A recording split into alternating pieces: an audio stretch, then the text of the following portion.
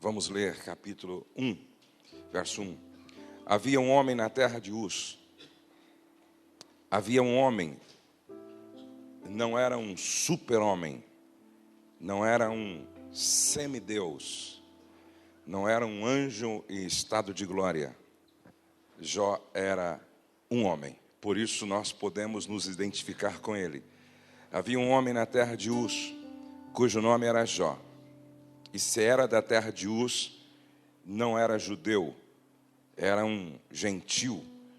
E era este homem íntegro, reto e temente a Deus, e se desviava do mal. Daniel, capítulo 6, verso 4, diz assim, livro de Daniel, capítulo 6, verso 4.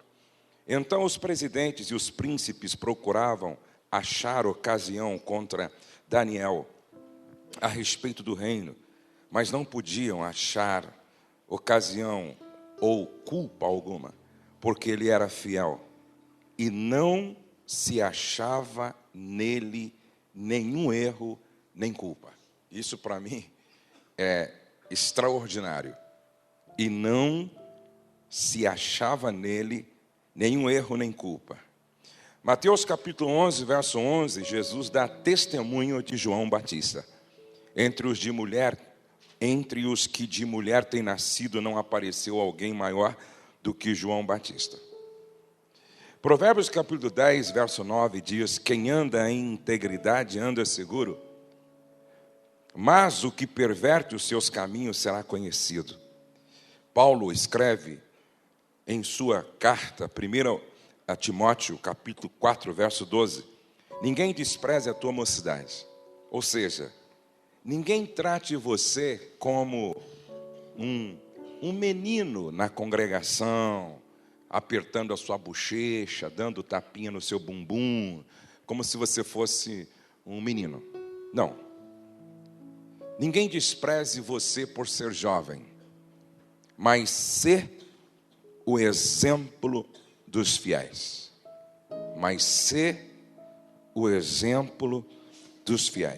Na palavra, no trato, no amor, no espírito, na fé e na pureza. Aí, como eu vou ler na versão da Bíblia a mensagem, apenas ouçam, então, Salmo 15. Ó Eterno, quem é convidado para jantar na tua casa? O que fazer para entrar nessa lista? Ande direito. Faça o que é certo. Fale a verdade. Não machuque seu amigo. Não acuse o próximo. Menospreze o desprezível. Mantenha a sua palavra, mesmo quando tiver prejuízo. Viva de maneira honesta. Jamais aceite propina. Você nunca entrará na lista negra se viver dessa maneira. Amém. Eu gosto da proposta conversa franca entre pastores. Conversa franca entre pastores. A minha reflexão nesta manhã tem como tema: não basta talento, é preciso caráter. Não basta talento, é preciso caráter. Dali Wimbrou disse: na jornada da vida, você pode enganar o mundo inteiro e ainda receber cumprimentos em sua caminhada. Mas se enganar o homem no espelho, terá como prêmio derradeiro dores de cabeça, lágrimas e mais nada. Meu pai, há 33 anos atrás, morreu em um acidente de automóvel. Ele viajava para uma escola bíblica, o seu carro se chocou de frente com outro carro, morreu ele, o pastor vice-presidente e mais um obreiro. Ele tinha 51 anos de idade. E eu me lembro que no velório do meu pai, eu fui o último a falar. E eu dizia o seguinte: meu pai não me deixou casas alugadas, não me deixou dinheiro aplicado na bolsa de valores. Ele não me deixou uma fazenda com 10 mil cabeças de gado. Mas Ele deixou aquilo que não tem preço. Ele deixou um caráter íntegro, digno de ser imitado. Legado é exatamente isso. Aquilo que fica depois que você se vai, ou depois que você se for. O pastor Miller disse: a única coisa que volta do túmulo com os que choram e se recusa a ser enterrada é o caráter de um homem. Isso é verdade. O que o homem é, o faz sobreviver. Não pode ser enterrado. Por isso que a Bíblia diz que Abel, mesmo depois de morto, ainda fala. Qualquer pessoa que mostrar inconsistência de caráter não permanecerá com uma voz de influência na vida das pessoas. A grande ênfase da teologia da prosperidade está no ter. Se você não tem um bom carro, uma boa casa, um dinheiro no banco, muita saúde, alguma coisa está errada com você. É bem provável que os teólogos que desenvolveram essa teologia não leram o livro de Jó.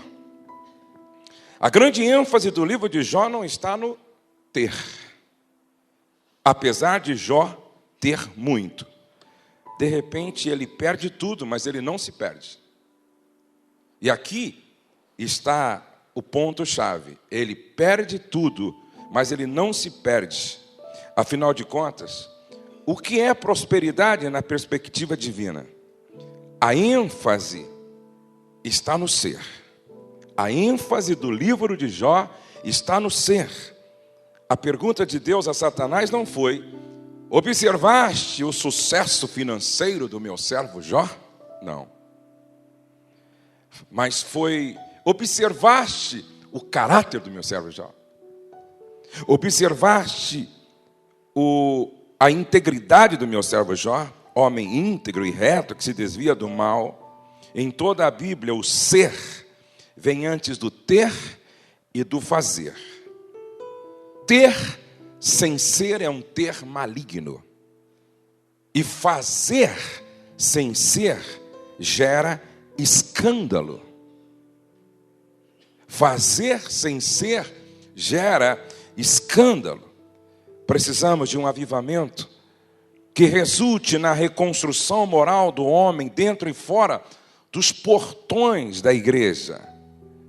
Nada compromete mais a pregação do evangelho diante do mundo do que a incoerência entre a mensagem que pregamos e a vida que vivemos. David McClendon diz que o caráter é um pedestal que determina o peso que uma pessoa pode sustentar.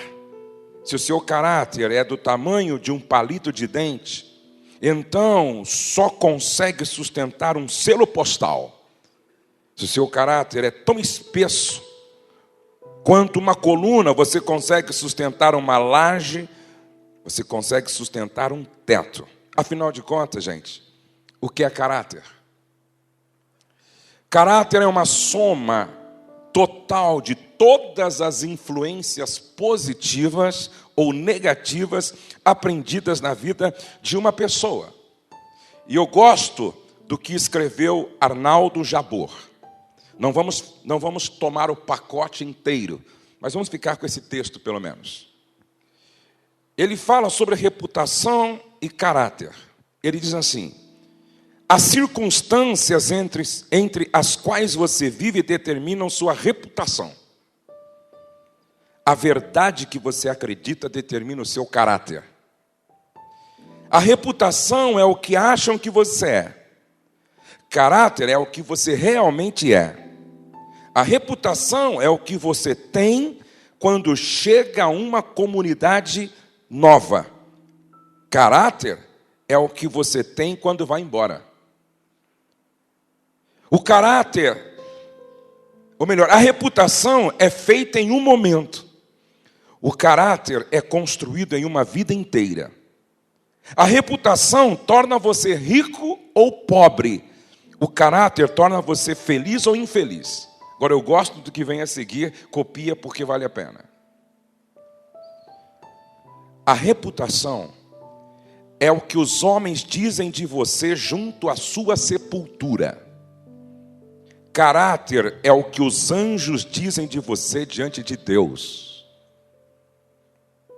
A reputação é o que os homens dizem de você diante da sua sepultura. O caráter é o que os anjos dizem sobre você diante de Deus. No grego, caráter significa imagem. Hebreus capítulo 1, verso 3 afirma que Cristo é o próprio caráter de Deus, a própria estampa da natureza de Deus, aquele que Deus estampou ou imprimiu seu ser. Hernandes Dias Lopes diz que moralidade pública sem piedade secreta é como um corpo sem alma. Moralidade pública sem piedade secreta. É por isso que alguns dizem que caráter é o que você é quando você está sozinho, quando você está no secreto. John Adair diz: uma liderança que não se sustenta no alicerce da integridade não permanece. Sempre vai entrar em colapso e geralmente mais cedo do que se pensa.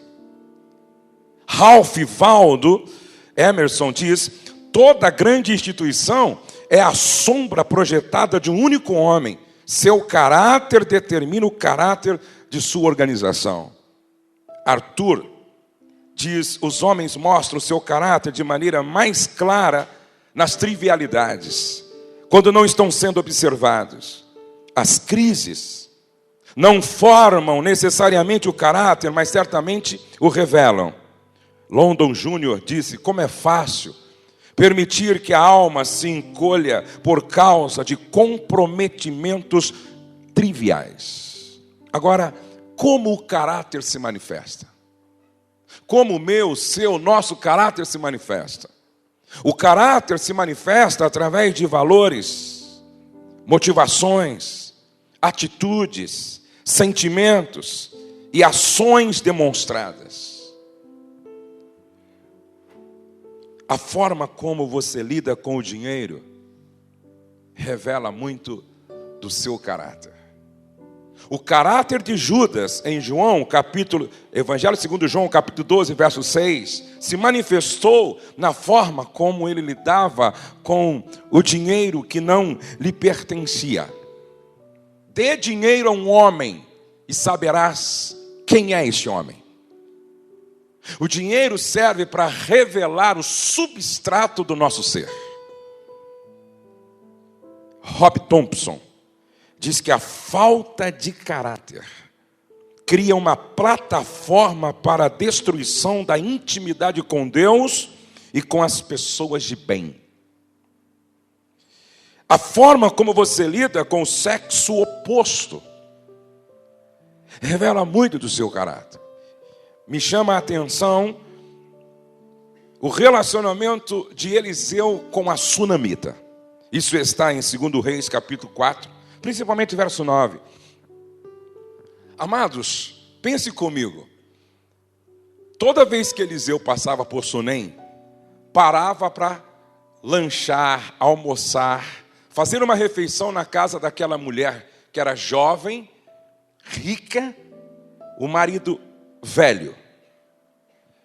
E ele, não sei quanto tempo, talvez não tenha sido um curto espaço de tempo, porque foi o suficiente para ela conhecê-lo.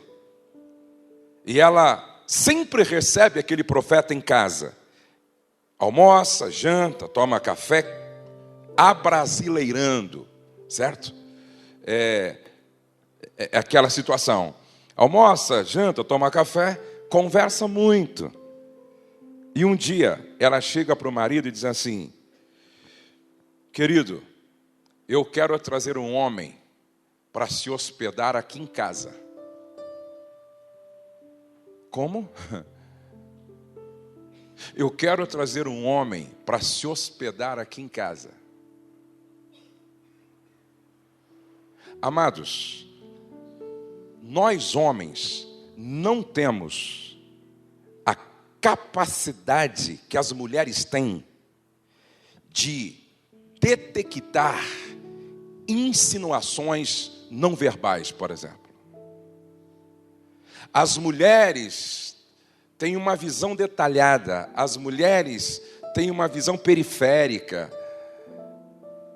E a mulher analisou, observou, ponderou, vasculhou nas conversas. E ela chega para o marido e diz assim: quero trazer um homem para se hospedar aqui em casa. E o marido diz: mas por quê? Porque eu vejo que ele é um santo homem de Deus. Porque eu vejo que ele é um santo homem de Deus. A maneira como Eliseu lidava com o sexo oposto validava a integridade do seu caráter. A pergunta que eu faço é a seguinte: qual é o testemunho das mulheres da sua igreja a teu respeito? Nenhuma outra frase é mais triste de ser ouvida num gabinete que eu faço, num aconselhamento, do que esta frase: eu não confio no meu pastor. Qual é o testemunho das mulheres com as quais você conversa no Facebook? Qual é o testemunho das mulheres com as quais você conversa no WhatsApp? Qual é o testemunho das mulheres lá da loja onde você compra a teu respeito? Será que as mulheres diriam para o marido: quero fazer um quarto aqui em casa para hospedar o Josué Gonçalves, sem medo de ir trabalhar e ele ficar no quarto de hóspede? De eu ir trabalhar, o marido trabalhar e ele ficar no quarto de hóspede? Amados, essa é uma questão que a gente precisa trabalhar com seriedade. A maneira como eu abraço as irmãs, a maneira como eu beijo as irmãs, a maneira como eu aperto a mão das irmãs, o tom de voz que eu uso para falar com as irmãs, revela as intenções do meu coração, a motivação do meu coração e o substrato do meu ser. Será que por onde eu passo nos hotéis,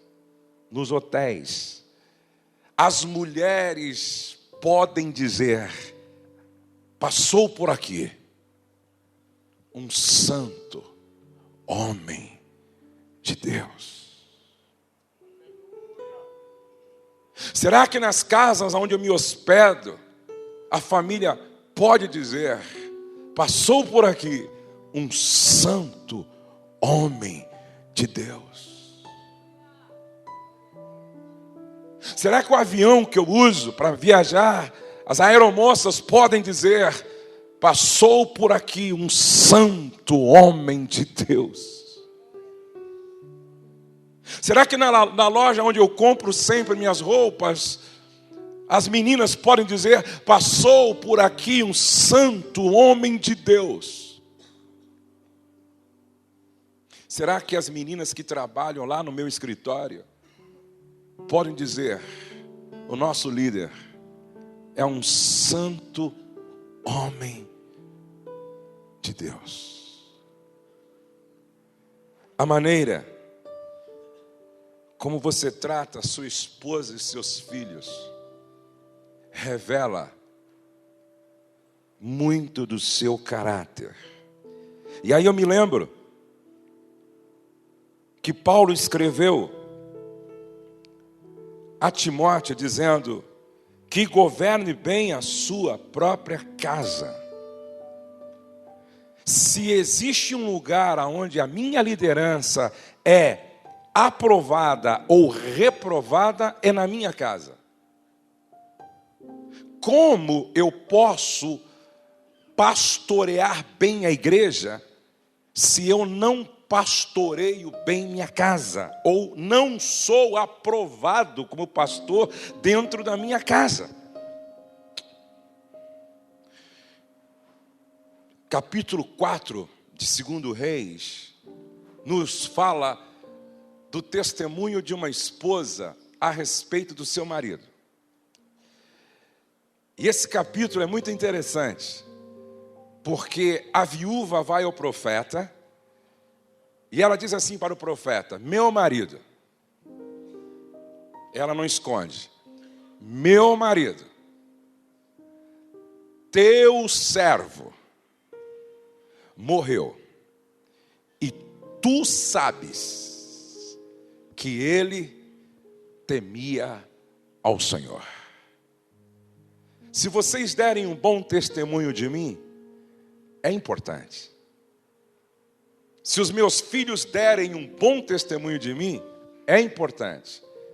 Mas quando a minha mulher dá testemunho a meu respeito, esse testemunho é mais importante do que todos os outros depois de Deus. Porque ela me conhece como ninguém mais me conhece. Ela me conhece na cozinha, me conhece na sala, me conhece no quarto, ou me conhece no quarto. Mais do que isso, ela me conhece no banheiro. Há uma mensagem que eu prego, que casamento não vem pronto, se constrói. E eu falo sobre o projeto de uma construção.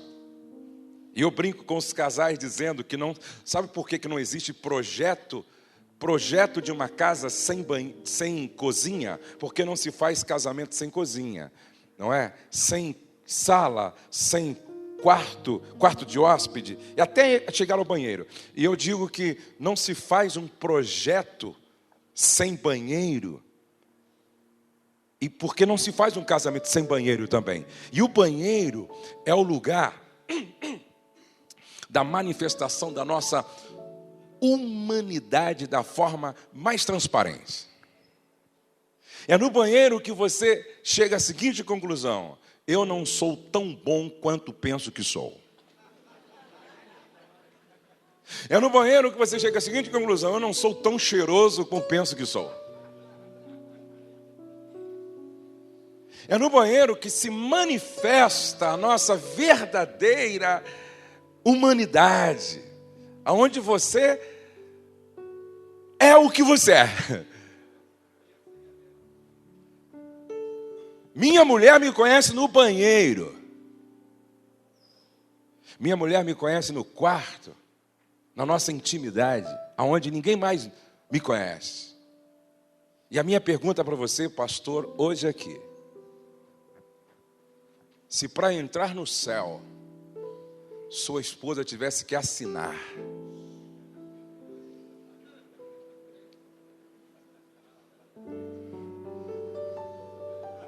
ela assinaria?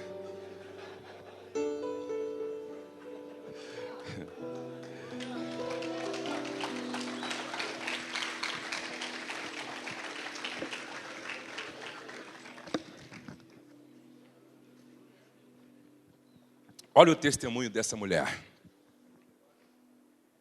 Meu marido, teu servo, morreu, e tu sabes que ele temia ao Senhor. Quem é você no quarto? Um dia uma esposa disse para mim e a minha esposa: meu marido me estupra no quarto. Meu marido faz comigo o que ele vê nos filmes pornográficos. Eu sou quase que uma escrava sexual dele. Pior, ele é pastor de uma igreja.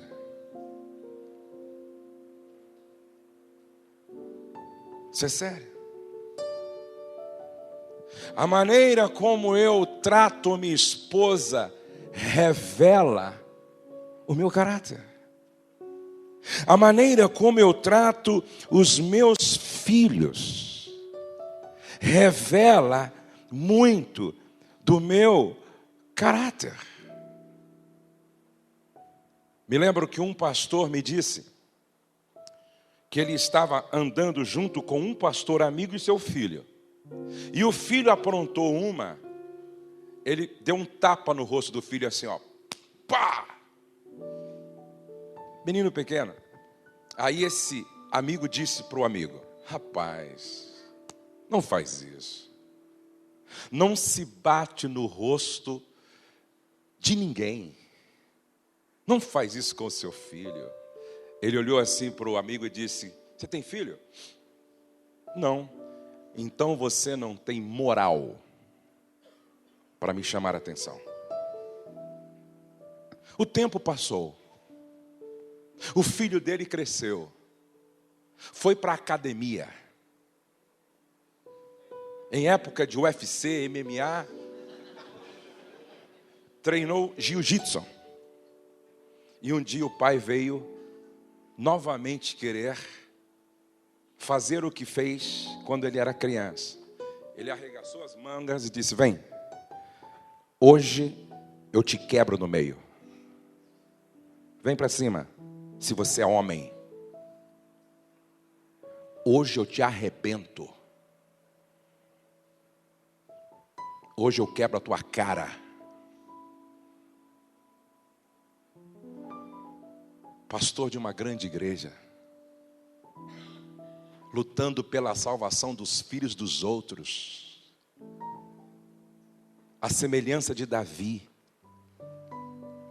um grande rei, mas um péssimo pai. O que adianta o homem ganhar o mundo inteiro e perder sua casa? O que adianta o homem ganhar o mundo inteiro e perder seus filhos? Eu tenho dito isso com uma certa frequência. Eu não quero ser velado por filhos desviados. Família é o nosso maior patrimônio. Eu preciso chegar no céu com os meus filhos. Eu preciso chegar no céu com a minha esposa. Eu preciso chegar no céu com o meu time familiar. A maneira, o conteúdo das suas conversas informais revela muito. As nossas conversas são extremamente reveladoras. Eu lembro que eu fui pregar numa convenção nos Estados Unidos. Me senti assim, muito honrado. Fui ministrar para 300 pastores num hotel em frente da Universal Studios. E foi uma bênção. E eu estava num período de consagração. Eu consagrei acho que 40 dias parcialmente. Até porque eu ia ministrar lá com os cabeções teológicos. Ou gente que sabia muito teologia. Eu falei, bom, se não dá para ganhar na teologia, eu vou ganhar na unção lá. Na unção. Não deu outra, gente. Funciona. Jejuei 40 dias. Preguei uma mensagem que ficou como a mensagem da convenção. Mas não por causa da profundidade, por causa da graça, da unção. E eu me lembro que quando eu voltei de lá, eu voltei com um grupo de pastores. Alguns deles, na nossa conversa informal, contaram algumas piadas que me fizeram, assim, corar de vergonha. Alguns deles fizeram algumas brincadeiras que, para mim, não cabe num ambiente de profetas, num ambiente de sacerdotes, na boca de alguém que se diz templo do Espírito Santo. Eu fiquei horrorizado.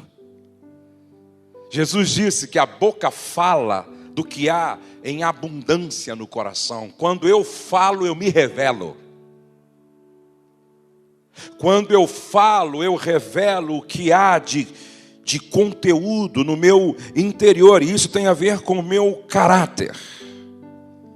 A maneira como você trata os pobres e os ricos revela muito do caráter.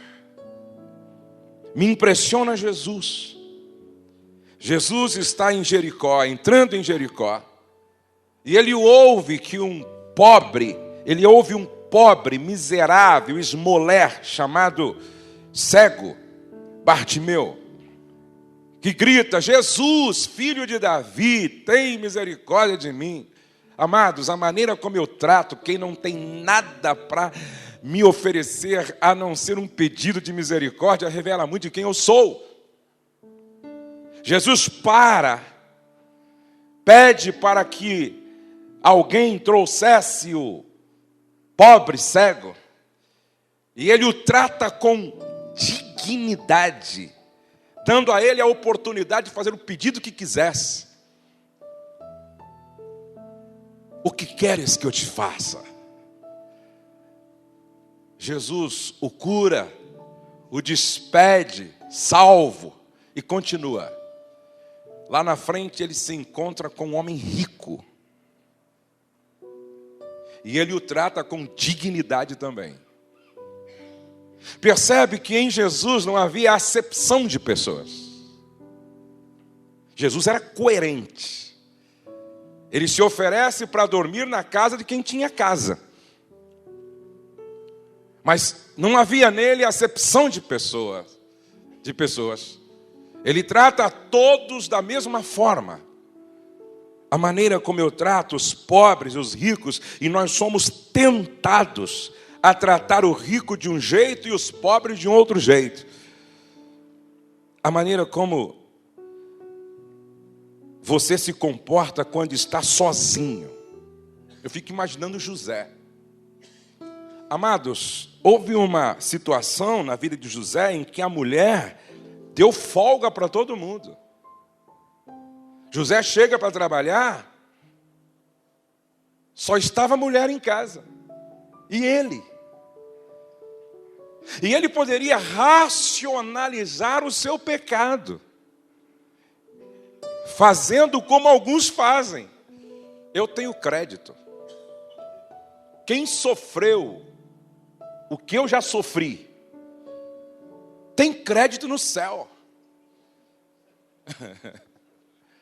Isso que está acontecendo aqui, eu acho que é providencial. Afinal de contas, eu nunca errei.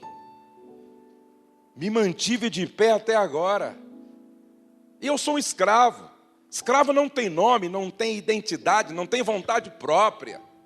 E ninguém vai ficar sabendo. Ninguém. Ela não vai falar porque morre.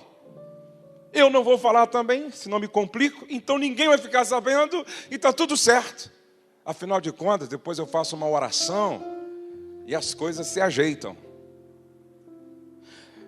Amados, a tentação serve para medir a profundidade do nosso compromisso com Deus.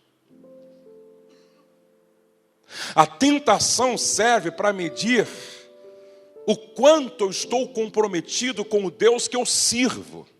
Por isso, na primeira situação, ele disse para ela: jamais cometeria tamanha maldade contra o meu Deus. Amados, quanto maior for o seu sonho, mais profundo tem que ser o seu caráter. Quanto maior for o seu sonho, mais investimento você deve fazer na fundação do projeto. Até porque o caráter é que determina a longevidade do nosso ministério. O caráter é que determina a longevidade do nosso ministério. Rob Thompson diz: a pessoa de caráter procura fazer o que é certo e não o que é cômodo. Gosto do que disse um grande filósofo, me esqueci o seu nome. Ele diz assim: se não pode ser contado, não faça. Se não pode ser contado, não faça. A maneira como você responde quando é provocado. E aí eu gosto de Ana. Ana nos dá uma lição quando falamos de inteligência emocional. Abra a sua Bíblia, vamos aprender com ela. Abra a sua Bíblia em 1 Samuel. 1 Samuel, capítulo de número 1. Veja o que está escrito no verso de número 13 a seguir. Como Ana orava silenciosamente, seus lábios se mexiam. No verso 12, vamos começar com o verso 12. Enquanto ela continuava a orar diante do Senhor, Eli observava sua boca. Como Ana orava silenciosamente, seus lábios se mexiam, mas não se ouvia a sua voz. Então Eli pensou, imaginou, pré-julgou que ela estivesse embriagada. E lhe disse: até quando você continuará embriagada? Abandone o vinho. O que você responderia para Eli? Você está orando, com uma dor enorme na alma, clamando por uma solução, resposta de Deus. Seu momento é dificílimo. E chega o pastor da igreja, líder maior, e diz: até quando você vai continuar bêbado? Abandone essa cachaça, rapaz. A maneira como você responde quando é provocado revela a qualidade do seu caráter. A maneira como você responde quando é estimulado revela muito do seu caráter. Não foi por acaso que Jesus disse: bem-aventurados mansos, porque eles herdarão a terra. E mansidão é ter as rédeas das emoções nas mãos, sob controle. É autocontrole emocional, é colocar inteligência nas emoções. Me impressiona a forma como Ana responde a tamanha estupidez e provocação. Olha como ela responde: não se trata disso, meu Senhor.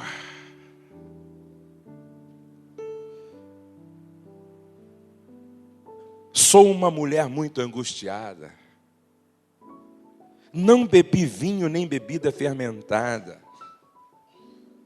Eu estava derramando minha alma diante do Senhor. Não julgue tua serva uma mulher vadia. Sabe, amados, quem ora sempre melhora. A tua falta de autocontrole é a maior evidência de que você está orando pouco. Se o teu nível de irritabilidade está muito alto e você faz tempestade em um copo d'água, usa o martelo para matar o mosquito na cabeça do outro, significa que você está orando pouco. Porque quem está orando e orando, é capaz de dizer: não julgue tua serva uma mulher vadia. Estou orando. Estou orando aqui até agora por causa de minha grande angústia e tristeza. Aí ele fala, agora sim, como profeta. Ele diz: vá em paz. Você passou na prova. Você passou no teste. Tem muita gente perdendo a promoção porque foi reprovado na prova. Porque é sempre assim. Primeiro ele prova, depois ele aprova, depois ele promove. E aí Ana foi promovida de estéril a mulher fértil. Vá em paz e que o Deus de Israel lhe conceda o que você pediu. E ela disse: espero que sejas benevolente para com a tua serva. Então ela seguiu o seu caminho, comeu, e o seu rosto já não era mais de estéril, porque ela sai dali grávida do milagre. Como você tem respondido às provocações no exercício do ministério? Eu conto sempre a história de um pastor. Ele estava no trânsito a 180 por hora, ou melhor, na rodovia, na autoestrada. Aí o policial parou ele. Documento, meu senhor. Ele deu o documento. Vai multar, multa logo que estou com pressa. Estou com pressa. Aí o guarda olhou bem para ele assim. Interessante. Quando eu não era crente, eu era igualzinho o senhor.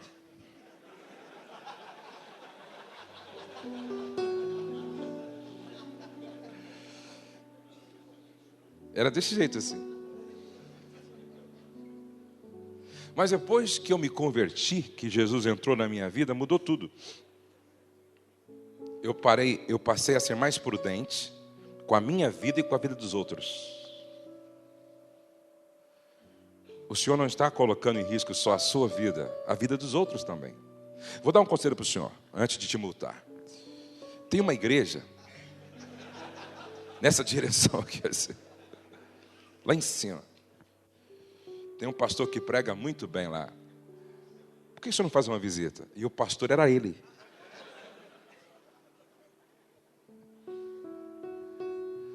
Sabe, amados, eu tenho uma mensagem que eu gosto muito, que é sobre vencendo os inimigos do amor. E eu falo muito sobre uma tecla chamada pausa. Porque entre a provocação e a resposta existe um espaço aonde está a sua liberdade de fazer a melhor escolha ou escolher a melhor resposta. Então, entre a provocação e a resposta, a gente precisa criar uma tecla chamada pausa. Qual é o nome da tecla? Pausa. Porque aí você conta até 10. Eu já vivi situações assim, ó. Eu estava no avião, dormindo, a aeromoça chacoalha bem uma garrafa de Guaraná, e quando ela abre, explode, cai só em cima de mim. Eu acordei assim, meu Deus. Aí você tem que apertar a tecla pausa. Aí você conta, número 1, Senhor, me segura. 2, Senhor, me dá graça. 3, eu sou pastor. 4, eu sou crente. 5, eu carrego um nome. E esse nome não pode ser envergonhado. Eu carrego a reputação do Evangelho. Tem uma outra história de um pastor também, que só andava apressado. Só apressado. Bi, bi, bi, bi, bi, bi. Caraca. Meu amigo esse cara. E aí um dia ele está em São Paulo, com o carro dele, e ele vai em trânsito, ele chega atrás de um, e o cara não vai embora, logo. E ele é apressado, ia dirigir um culto de oração. Então, apressado, aí ele passou, sai para lá, que essa lata velha, pô. Tirou o carro por telefone, pô. E foi, só que quando ele foi, o farol fechou. Tinha 3 carros na frente dele. Carros assim. Aí o cara, endemoniado, desce, com um revólver calibre 38, vai ao lado assim, põe na cabeça dele, grita agora aí, meu, grita, nervosinho, grita aí, grita. Ele disse assim, rapaz, as pernas sumiram. E eu dizia, morri. Sangue de Jesus tem poder. Aí o cara fica crente. E o cara apertou o gatilho, pá! Ele, ai, morri. Não saiu a bala. Pá! E ele, sangue de Jesus tem poder. Então, o cara apertou 3 vezes. Não saiu a bala. Como não saía, todo mundo buzinando, o farol abriu. Aí disse que o camarada empurrou assim, ó, com o revólver a cabeça dele. Falou um monte de palavrão, empurrou assim e foi embora. Aí ele disse que engatou a primeira, saiu devagarzinho. Pode passar. Convertidinho. Vai passar.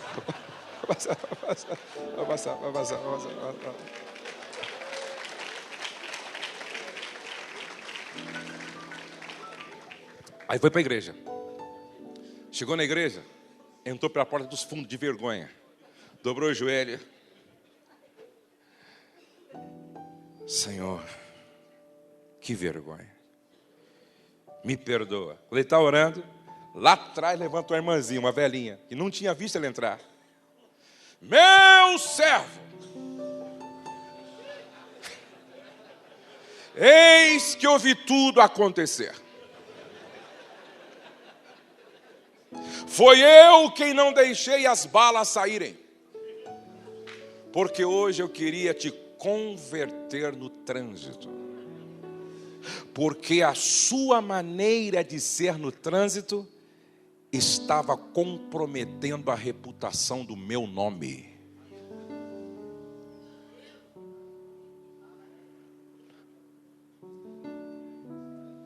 Será que a gente vai esperar ter um revólver calibre 38 na cabeça? Quem tem ouvido para ouvir, ouça o que o Espírito está dizendo à igreja nesta manhã. A maneira como você lida com o poder. O que me impressiona em José é que o poder não lhe subiu à cabeça. José não mudou porque alcançou um alto nível de respeitabilidade. José não mandou enforcar a mulher de Potifar. José não mandou enforcar os seus irmãos. José não se tornou alguém insuportável, intragável, antissocial. O poder não lhe subiu à cabeça. Alguém disse, dá poder a um homem e conhecerás o que ele é essencialmente. Ou na verdade é. A maneira como você lida com as suas emoções, a maneira como você lida com as pessoas que estão fazendo mais sucesso do que você, a maneira como eu lido com as pessoas que estão na minha frente, revela muito do meu caráter. Alguns não suportam o sucesso de um liderado. Alguns não suportam o sucesso de um discípulo. Alguns não suportam o sucesso de alguém que chegou depois. Esse foi o problema de Saul. O sucesso de Davi tirava o sono de Saul. Isso se chama inveja. Foi o que levou Caim a matar Abel. Amados, preste atenção. É comum eu ouvir, por exemplo, o Douglas está aqui nos ajudando, E o Douglas ministra muito bem, e Deus o está abençoando. E é comum eu ouvir gente dizer assim para mim: ô pastor, o Douglas vai mais longe do que o senhor. O Douglas é uma versão sua melhorada. Sabe o que eu digo para as pessoas? Todo pai deveria educar filhos para ir mais longe do que ele. E se o Douglas for, e eu desejo que vá muito mais longe, é porque significa que eu fiz um bom trabalho.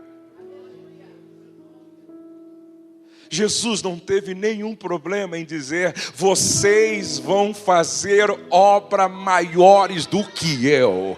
Eu treinei vocês para ir mais longe. Eu preparei vocês para ir mais longe. Eu eduquei vocês para ir mais longe. Mais longe. O pastor deveria se alegrar dizendo: aleluia, eu fiz um trabalho bem feito. Vai mais longe do que eu, vai pregar melhor do que eu, vai construir mais do que eu, vai abrir mais igrejas do que eu, vai ensinar melhor do que eu, vai produzir mais do que eu. Você já ouviu a história do vagalume e da cobra? Diz que a cobra cismou de perseguir e matar o vagalume. E ela está lá, pá, e o vagalume escapa, pá, e o vagalume escapa, e pá, e o vagalume escapa. Até que ela encurralou o vagalume e não tinha mais como escapar. E aí então, ela estava já assim, ó. Aí o vagalume: dá licença, antes que você me engula, posso lhe fazer algumas perguntas? Pode. Não costumo abrir exceção, mas hoje eu vou deixar. Eu faço parte da sua cadeia alimentar? Não. Eu represento algum perigo para você? Também não. Mas por que você quer me engolir, me matar? Porque eu não suporto ver você brilhar. O teu brilho me tira o sono. O teu brilho me incomoda. Pergunte para a pessoa ao lado: você está mais para cobra ou vagalume? Você está mais para cobra ou vagalume?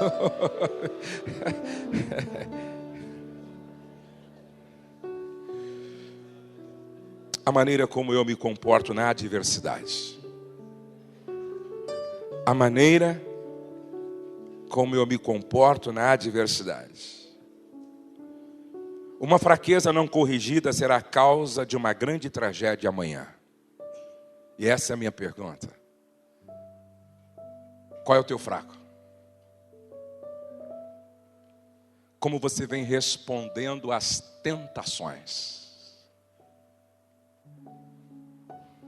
Aonde está a falha no seu, no meu, no nosso caráter? Corrigindo falhas do caráter. Diga não às pequenas corrupções. Vamos ver se nós estamos bem mesmo nas pequenas coisas. Algumas pequenas corrupções que revelam também problema de caráter. Estacionar em vaga especial. Eu quero que corrijam os erros na Petrobras,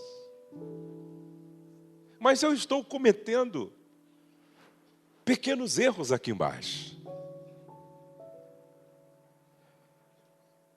Segunda, pequena corrupção. Copiar trabalho acadêmico da internet. Nós aqui é sermão, não é verdade? Tem gente que prega o sermão do outro e diz que foi revelação que Deus deu a ele no momento de consagração. Isso é falha de caráter. Um dia eu cheguei para pregar nos Estados Unidos, peguei um livro com o nome de outro, era meu livro. Terceiro, aceitar troco errado e orar agradecendo a Deus pela provisão.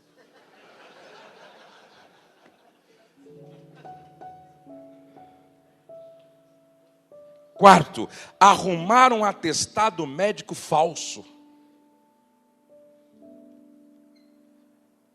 Quinto, furar fila. Sexto, comprar produtos falsificados. Pirata. Amados, só vendem DVDs e CDs de hinos porque tem gente que compra, tem crente que compra. Um dia alguém me ofereceu a possibilidade de eu ter todos os canais pagos, disponíveis. E eu fiquei preocupado, porque eu acho que isso também é corrupção. Falsificar carteirinha de estudante.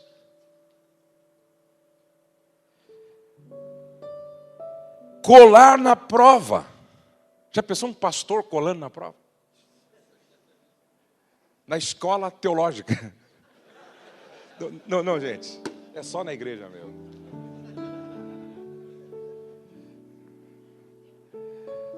Subornar o policial para não ser multado. Roubar energia elétrica ou água.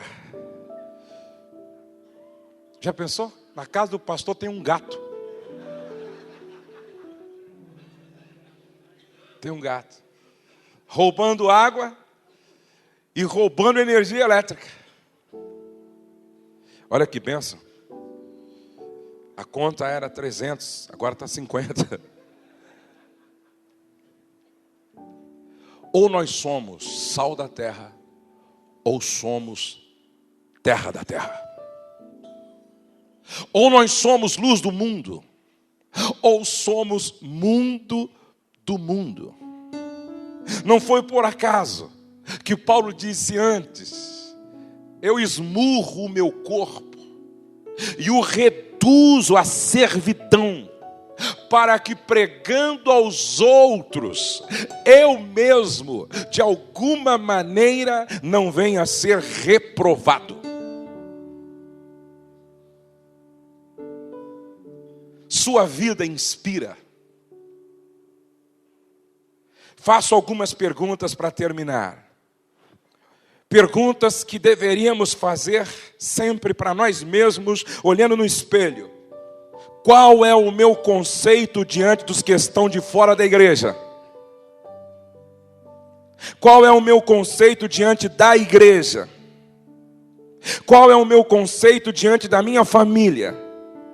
Qual é o meu conceito diante do meu líder? Qual é o meu conceito diante dos companheiros de trabalho? Qual é o meu conceito diante do meu cônjuge? Qual é o meu conceito diante de Deus? Quando Deus conversou com Satanás sobre Jó, ele disse: viste lá o meu servo Jó? Fiel, temente, reto, se desvia do mal. Se Deus chamasse o diabo para uma reunião hoje, para falar sobre você e sobre mim, o que Deus teria para falar ao diabo a nosso respeito hoje? Vamos ficar de pé e vamos orar ao Senhor.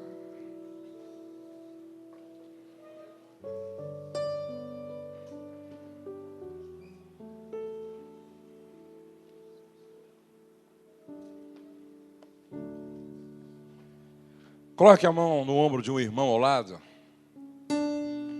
Diga para ele assim: dá para melhorar, querido. Dá para melhorar. Dá para melhorar. Sejamos homens e mulheres comprometidos com a verdade. Que sejamos homens e mulheres comprometidos com a justiça. Que sejamos homens e mulheres comprometidos com lealdade.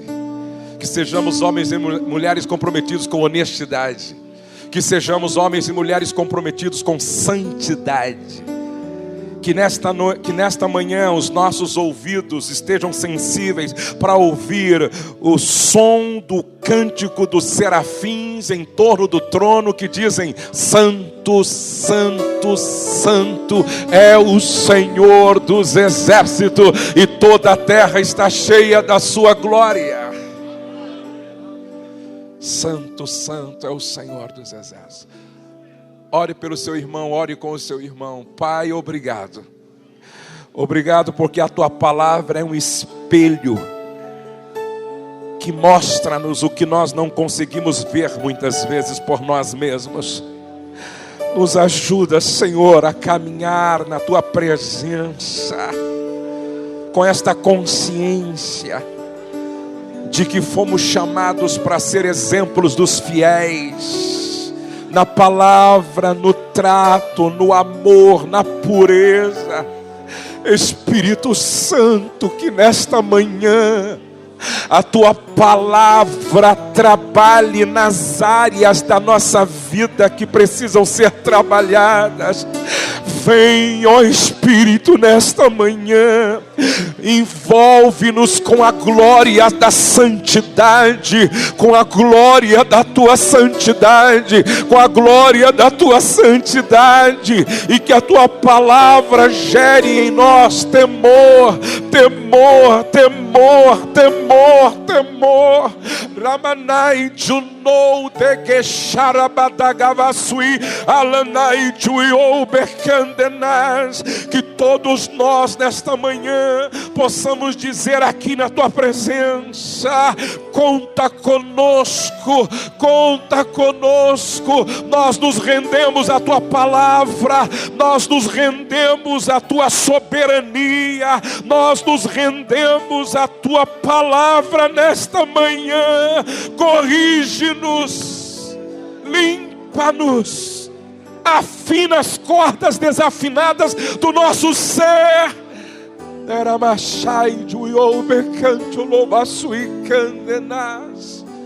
Nós queremos ser pessoas melhores. Nós queremos que os homens possam dizer a nosso respeito: ali, por aqui passou um homem de Deus, por aqui passou uma mulher de Deus, por aqui passou um homem de Deus, por aqui passou uma mulher de Deus, por aqui passou um homem de Deus. Que a glória do caráter de Cristo seja vista em nós.